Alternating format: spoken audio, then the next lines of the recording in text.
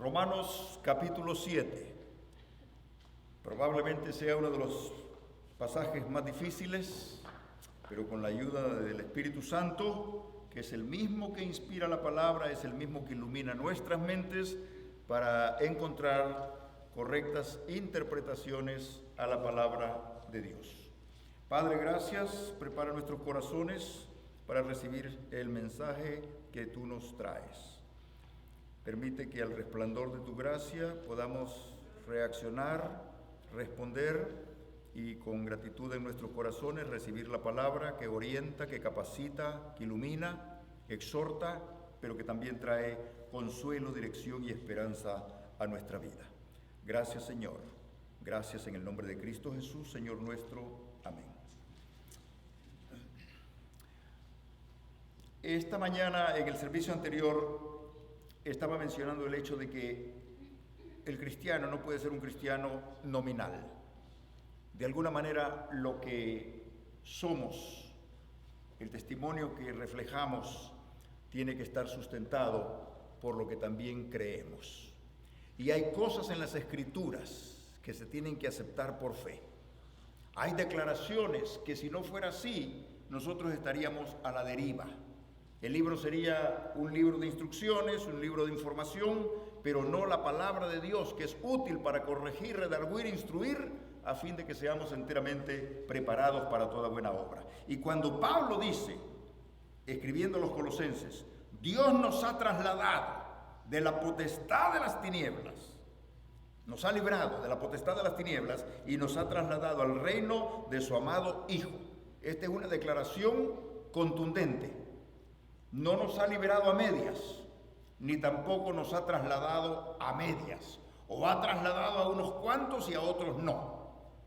Estamos hablando de un mensaje inclusivo, un mensaje que transforma la vida y que lo que aquí se declara, tenemos que aceptarlo, como aceptamos la justificación por gracia, como aceptamos la santificación, como aceptamos la redención.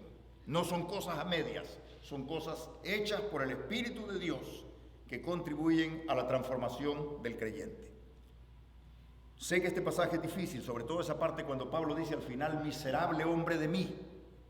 Después vamos a ver si se está refiriendo a él o está hablando hipotéticamente en favor o en nombre de la humanidad. Porque si no, Pablo sería un personaje maquillado, literalmente maquillado, que viene a aparentar lo que verdaderamente no es. Si dice todo lo puedo en Cristo que me fortalece, ¿cómo es que es posible que esté diciendo miserable? Pero eso lo vamos a ver al final.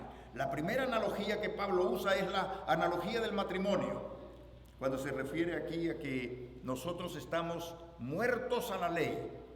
Pero veamos lo que dice. ¿Acaso ignoráis, hermanos? Pues hablo con los que conocen la ley. Que la ley se enseñorea del hombre entre tanto que éste vive. Porque la mujer casada está sujeta por la ley al marido mientras éste vive, pero si el marido muere, ella queda libre de la ley del marido. Así que, si en vida del marido se uniere a otro varón, será llamada adúltera. Pero si su marido muriere, es libre de esa ley de tal manera que si se uniere a otro marido, no será adúltera. De más está decir que esto aplica tanto al hombre como a la mujer. Si bien es cierto que usa solamente el término se refiere a la mujer, se está refiriendo también al marido, ¿verdad? Si el marido se une a otra mujer, entre tanto que su mujer vive, pues la Biblia lo considera de esa manera y no lo presenta de otra.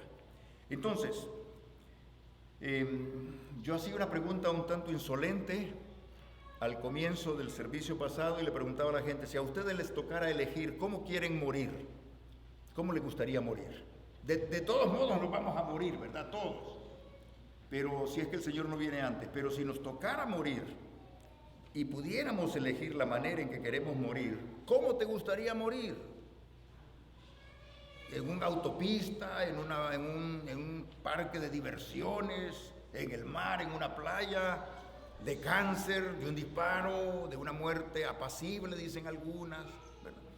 Yo lo que me da risa, mi mamá me dice el otro día, a mí me dice, no vayas a abrir la caja, solo me miras tú, porque los muertos no quedan bien, me dice. no los maquillan bien y los dejan feos. Y yo le digo, bueno, está bien lo que tú digas. Pero la verdad es que a veces hacemos los arreglos y hay cosas que no las podemos decidir. Pero como diría Pablo, de lo único que estamos seguros es que cuando nos morimos quedamos liberados de muchas cosas. Y la mujer, gracias a Dios, también queda liberada del marido. Y la mujer y el hombre igual. Ahora, lo que Pablo está diciendo aquí es, una vez muertos, quedamos libres hasta de deudas. Y aún de condenas. Porque si una persona tiene una condena de 30 años y a los 5 años se muere, se liberó. Ya no se puede ir a cargarle a un hijo o a la esposa y que siga cumpliendo la condena.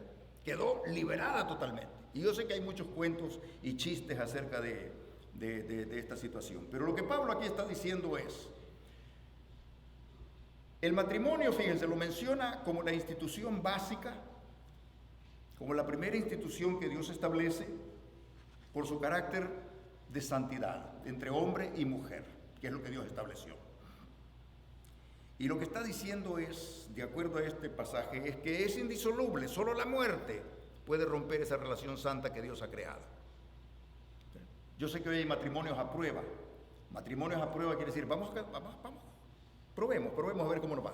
Si no nos va bien, mira, cada quien por su camino, no hemos perdido nada, al contrario, hemos ganado. Pero la Biblia no habla de matrimonios a prueba. Habla de una relación que solo la muerte la puede disolver. Eso es el ideal, la realidad es otra. Pero bueno, la palabra de Dios se está estableciendo aquí, aunque no se refiere totalmente a una enseñanza sobre el matrimonio, lo que sí Pablo menciona es la seriedad y el carácter de la misma, que es una relación que aunque no es eterna, pero sí es estable mientras estamos aquí en la vida. Y la otra cosa que Pablo menciona es la muerte. La muerte de Cristo y su resurrección es lo que le da vida a nuestra vida. Ahora fíjense, hay una cosa bien interesante. Cuando Pablo dice, les hablo como conocedores de la ley, hay que preguntarnos, ¿a qué ley se refiere? ¿Le está hablando a los romanos? ¿Se refiere a la ley romana? ¿Se refiere a la ley moral? ¿O se refiere a la ley mosaica? Sin lugar a dudas, le está hablando de la ley mosaica, que sus principios han sido establecidos en todo el mundo, aún países que no se consideran temerosos de Dios, hay aspectos de esa ley que se sabe que robar es malo, matar es malo, adulterar es malo, codiciar es malo, y la ley, como dije al principio, no está para premiar gente. La ley básicamente está para imponer el orden, no para darte un certificado de buen ciudadano al final del año, sino para imponer el orden y ejecutar sentencia una vez que la ley es transgredida. Pues Pablo lo que está diciendo aquí son dos cosas. Una mujer está atada a su marido y viceversa también el marido a su mujer, mientras éste o ésta viviere. Una vez que uno de los dos muere, queda libre y tiene la libertad de poder casarse con quien sea. Por lo menos en este pasaje no se contemplan otras opciones más que esa. Y se ve cómo la Biblia establece y respeta la santidad del matrimonio, la seriedad de esa primera institución que Dios establece. De hecho, el primer milagro que Cristo realiza es en una boda. Entonces, la boda en Caná de Galilea, donde el Señor transformó el agua en vino. Ahí se puede ver claramente cómo el Señor incluso asiste a una reunión de esas porque honra lo que su Padre creó y lo que su Padre estableció. Ahora bien,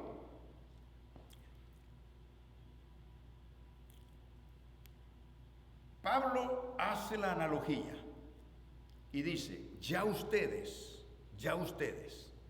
por medio de la muerte de Cristo, en Cristo y solamente en Él, ustedes han muerto al pecado, han muerto a la vida vieja y han muerto a las demandas y exigencias de la ley. Y aquí es donde entramos ya en la materia. Cuando Pablo dice no deban nada a nadie, está diciendo sean enemigos de las deudas.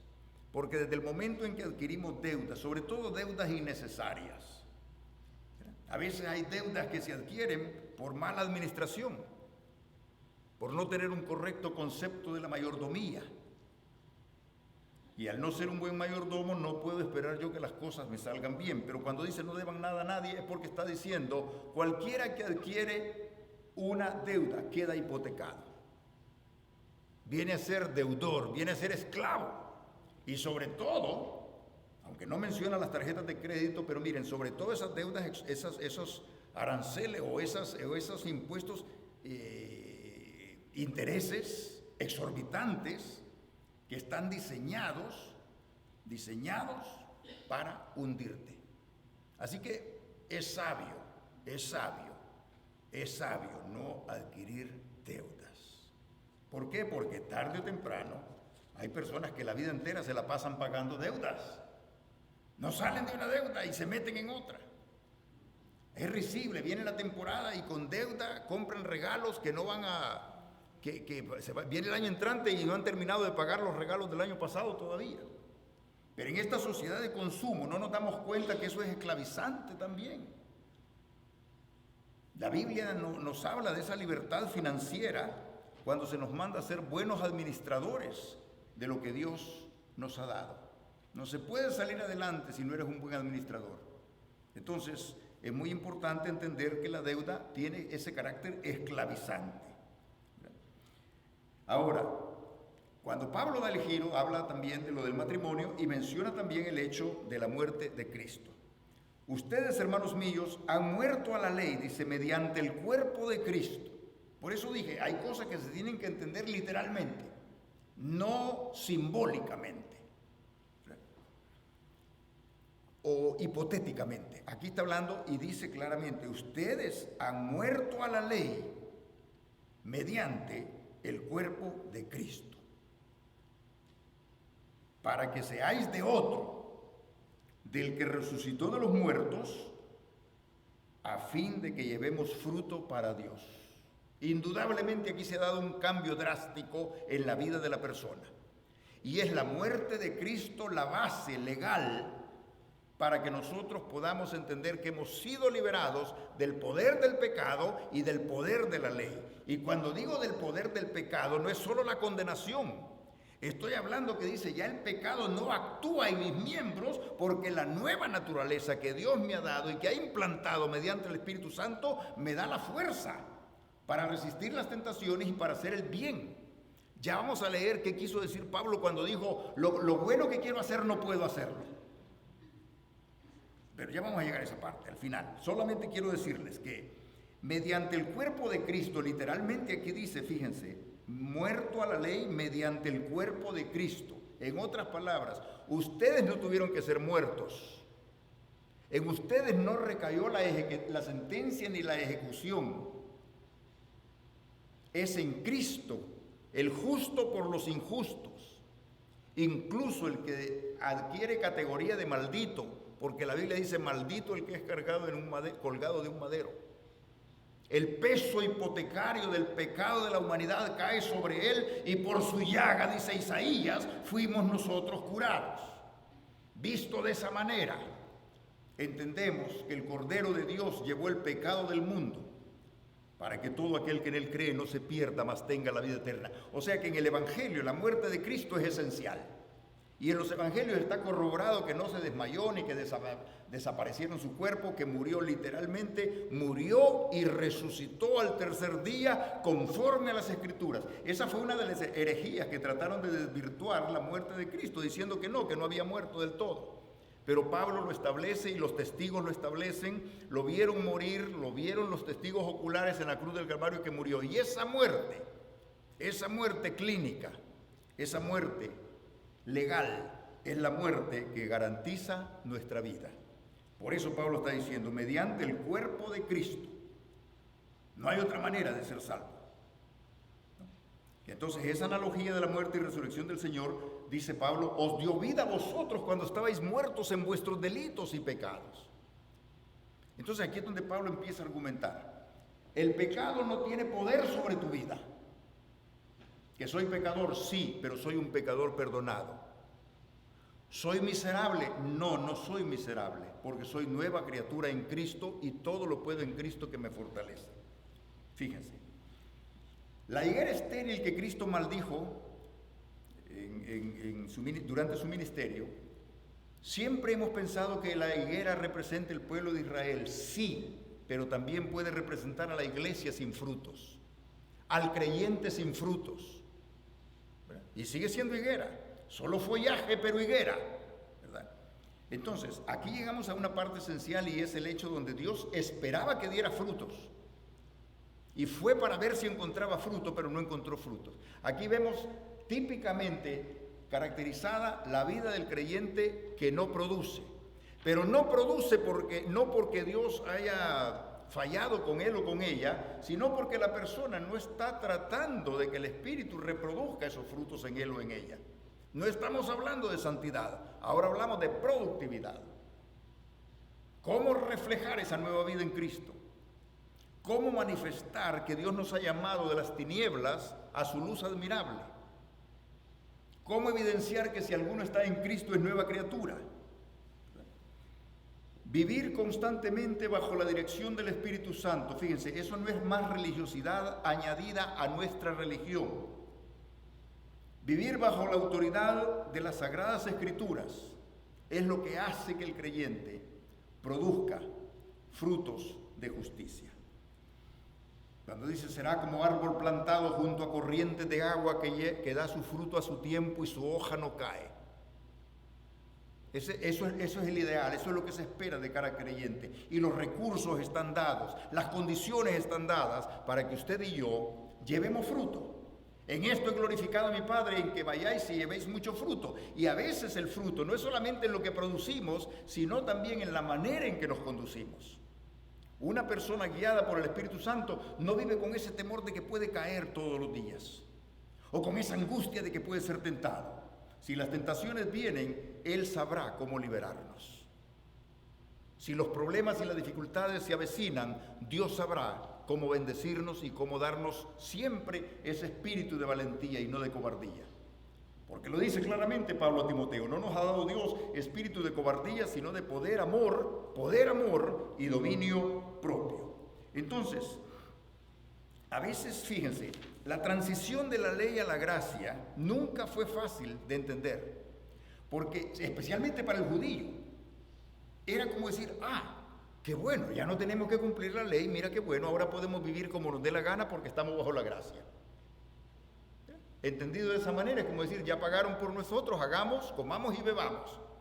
Hagamos lo que nos dé la gana.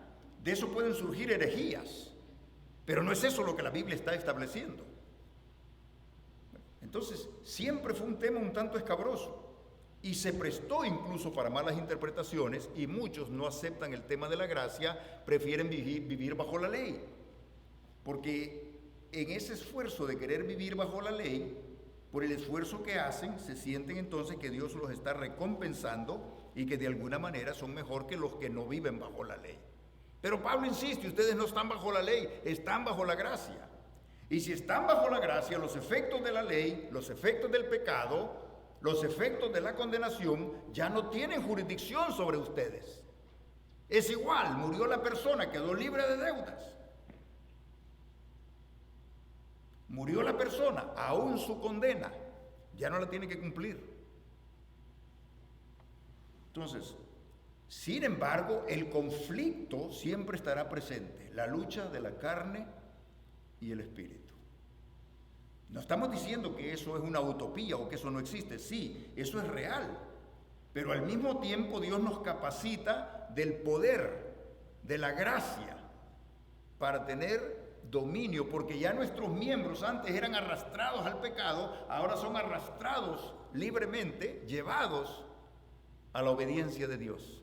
Lo dice Pablo, las armas de nuestra milicia, dice, aunque andamos en la carne, no militamos según la carne, porque las armas de nuestra milicia no son carnales, sino poderosas en Dios para la destrucción de fortalezas, llevando cautivo todo argumento y toda arrogancia que se levante contra el conocimiento de Dios y todo pensamiento a la obediencia de Cristo. Y eso no se hace forzosamente, se hace gozosamente, voluntariamente, guiados por el Espíritu Santo. Entonces, mientras estábamos en la carne, dice Pablo, las pasiones pecaminosas, verso 5, que eran por la ley, obraban en nuestros miembros llevando fruto para muerte. Fíjense bien, eso es claro, llevando fruto para muerte. La paga del pecado es muerte. Pero ahora estamos libres de la ley por haber muerto para aquella en que estábamos sujetos, de modo que sirvamos bajo el régimen nuevo del Espíritu y no bajo el régimen viejo de la letra.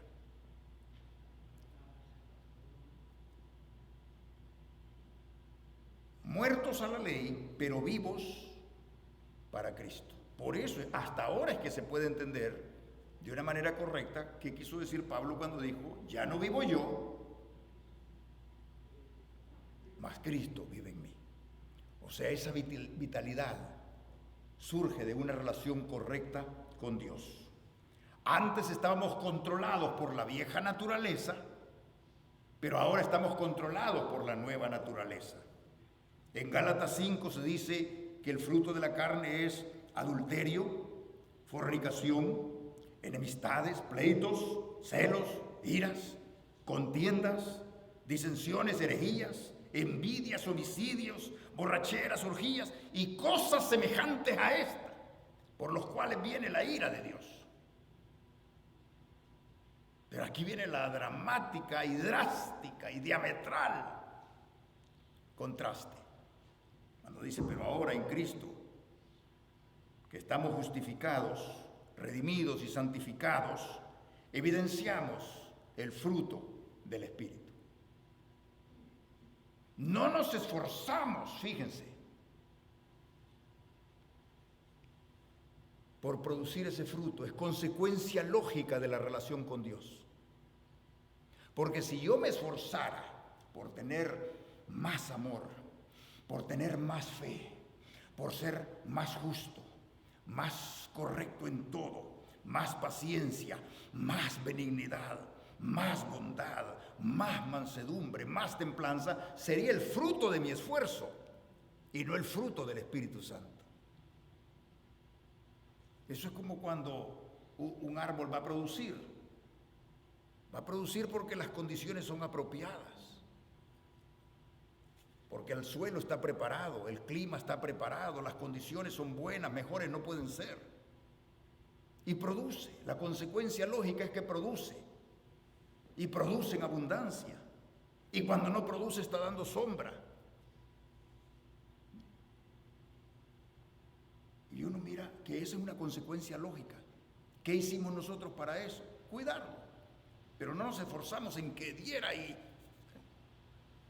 Así es en la vida del creyente. El fruto del Espíritu es consecuencia de tu relación y de tu comunión con Dios. De esa correcta relación viene la consecuencia lógica de producir frutos apacibles, frutos de justicia.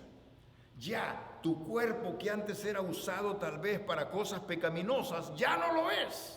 Y no por temor al castigo o por amor al premio, ya no lo es porque amas a Dios y tu nueva naturaleza te exige andar en novedad de vida. Libres del pecado, libres de la ley, libres de la condenación, libres de la esclavitud de la naturaleza vieja. Yo he visto personas llorar porque no pueden cambiar, porque siguen siendo lo mismo. Y de hecho el ser humano es un ser recurrente. Y como he dicho en varias ocasiones, el pecado de hace 30, 40 años se puede presentar de nuevo y vuelves a caer en él. Y a veces como el caso aquel de que el espíritu, cuando la persona queda vacía, dice, se libera mediante liberación o acupuntura o meditación, yoga, lo que sea, y queda vacío. Que con todo eso hay que tener mucho cuidado. Mejor es meditar en la ley de Dios que dejar la mente vacía, según algunos quieren llegar a un término de encumbramiento astral o espiritual. Entonces, cuando el espíritu inmundo regresa, dice que lo encuentra vacío, y como está vacío y adornado, va y busca 7 espíritus peores. La persona por su propio esfuerzo no puede cambiar, no podrá cambiar. Su naturaleza pecaminosa estará siempre presente.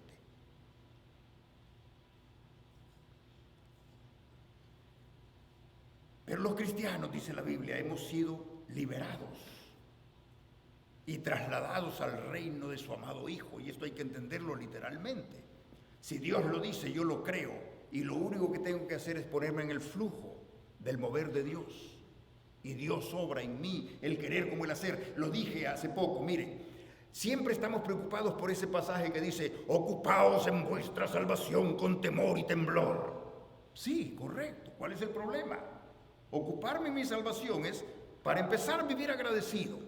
Segundo, entender que no me la gané, ni me la merezco. Es por gracia, por pura gracia. Temor y temblor, con reverencia, siendo dignos, como dice la Biblia, andad como hijos de Dios, amados, de entrañable misericordia. Anden como es digno, compórtense como lo que son. Pero no vemos el siguiente pasaje. El siguiente pasaje dice, porque Él es el que en vosotros produce el querer como el hacer.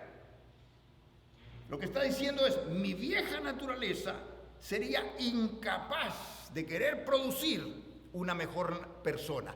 Y si con la mente lo intento hacer, dice Pablo, la ley de mis miembros no me lo permite.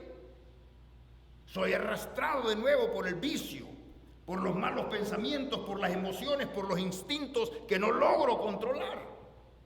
No puedo regenerarme, no puedo enmendarme a mí mismo, porque la vieja naturaleza no me lo permite. Entonces, cuando dice la Biblia, porque Él es el que en vosotros produce el deseo, el querer, hasta eso me lo produce Dios, el aspirar lo mejor.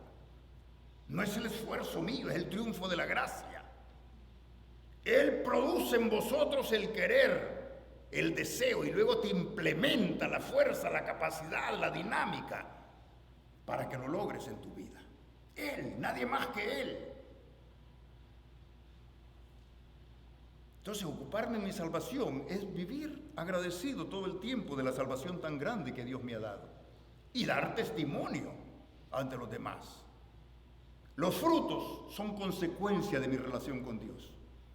Yo no me puedo esforzar para decir, este año voy a ser más productivo que el anterior. El Espíritu Santo es el que hace esa labor. Fíjense que en Ezequiel 36, 26 y 27, antes de llegar a la profecía del valle de los huesos secos, hay una promesa preciosa para Israel cuando le dice, os daré corazón nuevo y pondré dentro de vosotros mi espíritu. Os daré corazón nuevo. Se está claramente especificando que si hay un corazón nuevo, es una nueva naturaleza la que va a vibrar dentro de ti. Corazón nuevo, ya no ese corazón viejo que arrastrado por la pecaminosidad y por las pasiones de la carne. Os daré corazón nuevo y pondré mi espíritu. Ezequiel 36 del 26 al 27. Dentro de vosotros. Si el Espíritu de Dios está en ti, no puedes ser miserable. Porque hemos sido llamados a libertad, no a esclavitud. Ya no estamos bajo una ley que nos restringe, que nos obliga, que nos declara culpables, sino bajo la gracia. Y al estar bajo la gracia soy una nueva criatura. Estamos libres del poder legal de la ley y del poder legal del pecado también. Y es más, a libertad hemos sido llamados. ¿De dónde viene esa fuerza, esa vitalidad, ese anhelo, esa virtud de querer agradar a Dios haciendo su voluntad y siendo mejores personas? El que en vosotros produce el querer como el hacer. El pecado acarrea condenación, gobierna nuestra vida, debilita nuestra voluntad.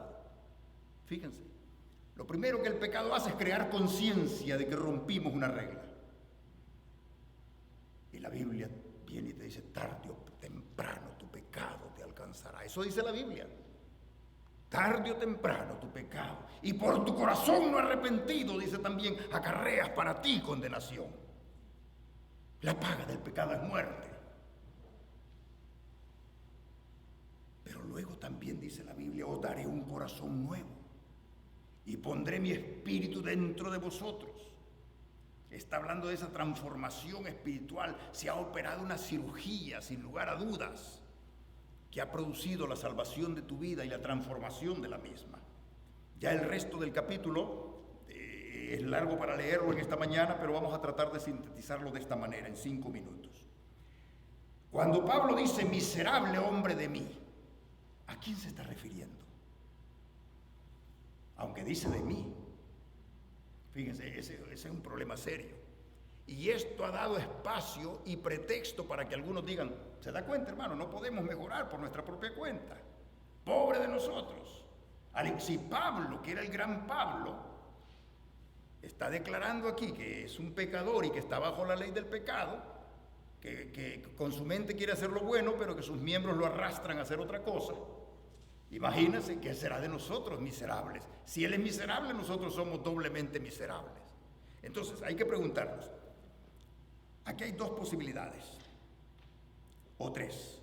Una es que el pasaje no se aplique a todos por igual, y le voy a decir por qué no se aplica a todos por igual. Si yo soy nueva criatura, no puedo ser miserable. Si el Espíritu de Dios mora en mí, no puedo ser miserable. Si Dios me ha trasladado, me ha libertado y me ha trasladado al reino de su amado Hijo, no puedo ser miserable. Yo tengo que ser una persona en victoria.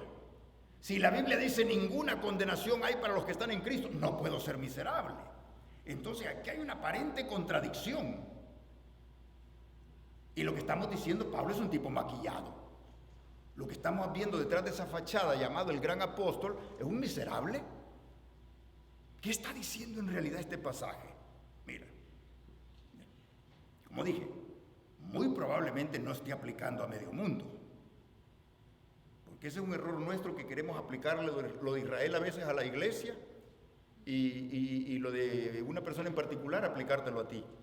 Hay que saber entender mensaje, y es probable que en este caso Pablo no está hablando de él, pero sí hipotéticamente, figuradamente está hablando en nombre de la humanidad sin Cristo. Esa sí es miserable. Esa sí es miserable. Pero Dios la ama y tiene un plan de redención para que todo aquel que cree en Jesucristo no se pierda, mas tenga la vida eterna.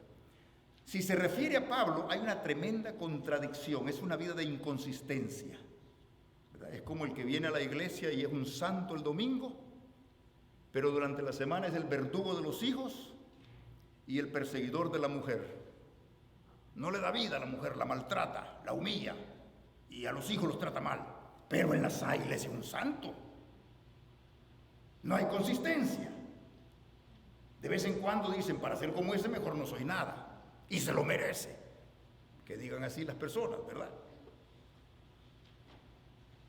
Entonces, es esa vida de inconsistencia la que hace que aún Cristo no sea bien reflejado en nuestras comunidades, ni en el hogar donde vivimos, ni en la iglesia donde adoramos, por la inconsistencia. Pero en Pablo yo no creo que haya habido ese tipo de inconsistencia.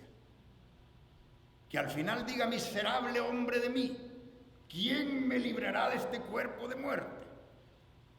Es seguro que está hablando en nombre de la humanidad. Y le voy a decir por qué. Porque mire, hay un pasaje donde se puede ver que él está hablando hipotéticamente. Léeme el capítulo 7, Romanos 7, cuando dice, y yo sin la ley vivía, verso 9. Más adelante, fíjense, y antes de llegar a esa parte dice, miserablemente de mí. Yo sin la ley vivía en un tiempo, pero venido el mandamiento, el pecado revivió y yo morí.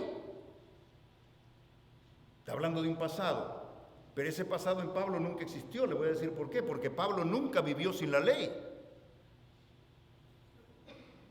A ver si me explico. Y yo sin la ley vivía en un tiempo. Nunca vivió. Para haber vivido sin la ley tuvo que haber vivido antes de Moisés, ¿verdad? Porque estamos hablando de la ley mosaica. Y Pablo no vivió en tiempos de Moisés. Cuando Pablo nace bajo la ley. Y era un estricto y celoso cumplidor de la ley. Entonces, cuando dice, yo sin la ley vivía, entonces puede ser que ese yo se esté refiriendo y esté hablando en nombre de la humanidad que está sin ley o con ley, pero igual el pecado está presente. Ya sea que quiera cumplir la ley lo declara culpable, y si está bajo el gobierno humano y no bajo la ley, igual es culpable, porque hay otra ley que lo condena y es la ley de la conciencia. Pero Pablo siempre estuvo bajo las dos leyes, tanto la ley de la conciencia como la ley mosaica. Así que lo más seguro que porque miren, la inconsistencia es una cosa a la que le tenemos que prestar mucho cuidado. Si yo digo todo lo puedo en Cristo que me fortalece, si yo soy libre en Jesucristo, si yo soy santo en Jesucristo, si yo soy justo en Jesucristo, si yo soy redimido en Cristo, no puedo ser miserable. Sería una de las más grandes inconsistencias doctrinales. Hay un problema teológico aquí también. Así que Pablo no está hablando de su persona, sino básicamente está diciendo en nombre de la humanidad. Es como decimos, yo sería un desgraciado, un infeliz, si en realidad no hubiera venido a los pies de Cristo.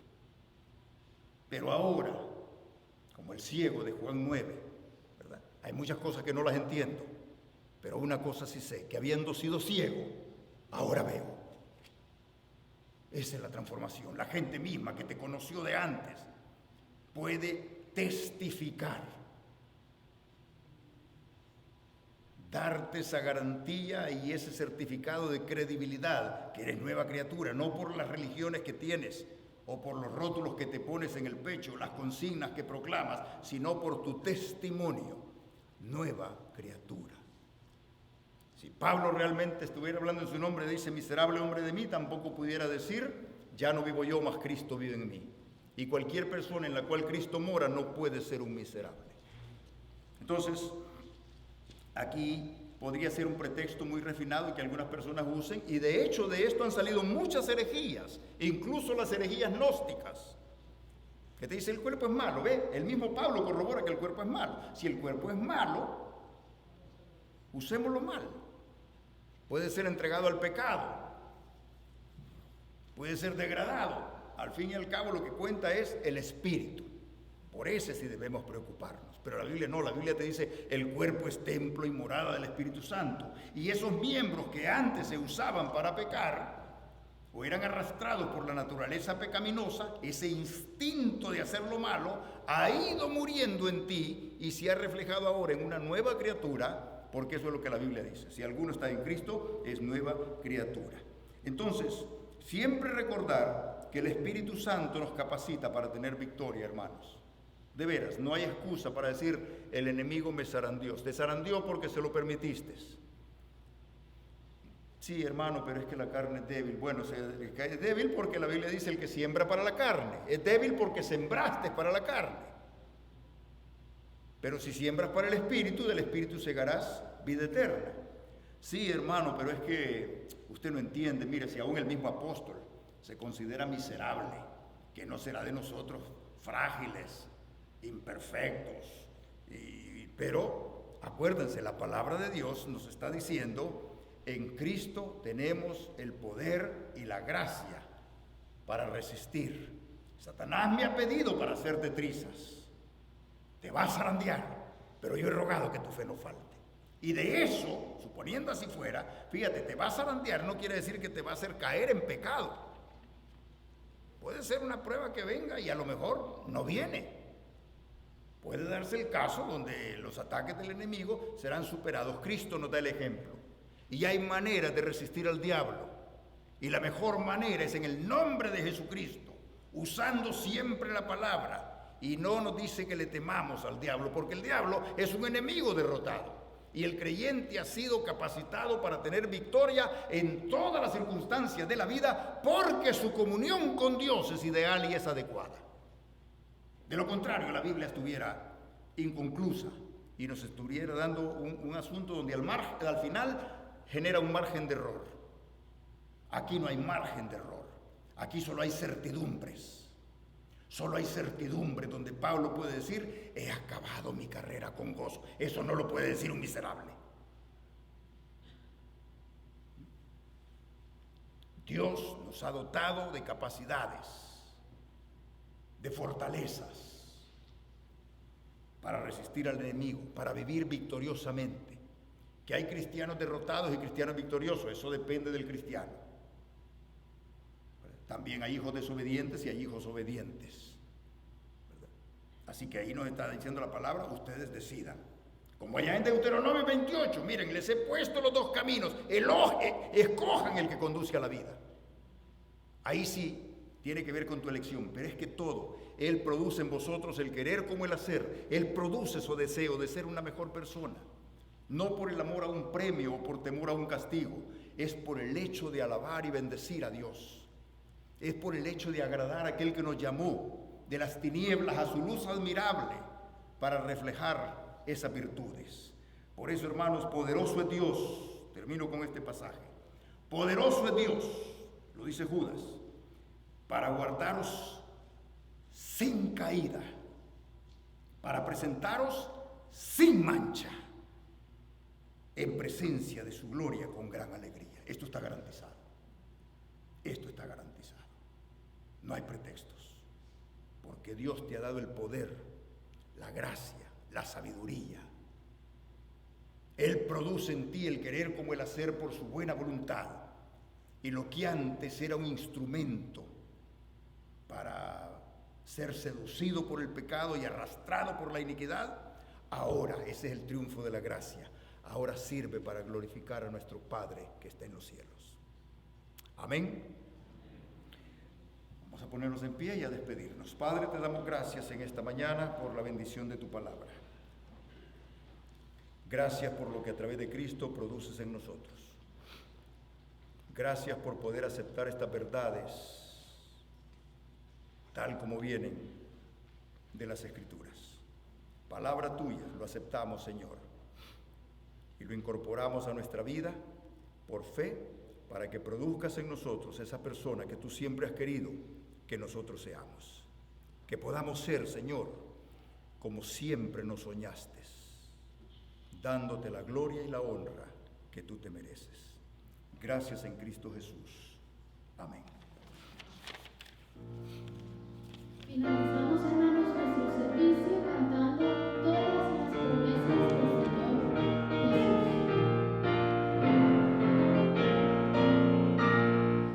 Todas las promesas del Señor Jesús, por amor poderoso de mi fe, predica que secado de su luz, siempre sus promesas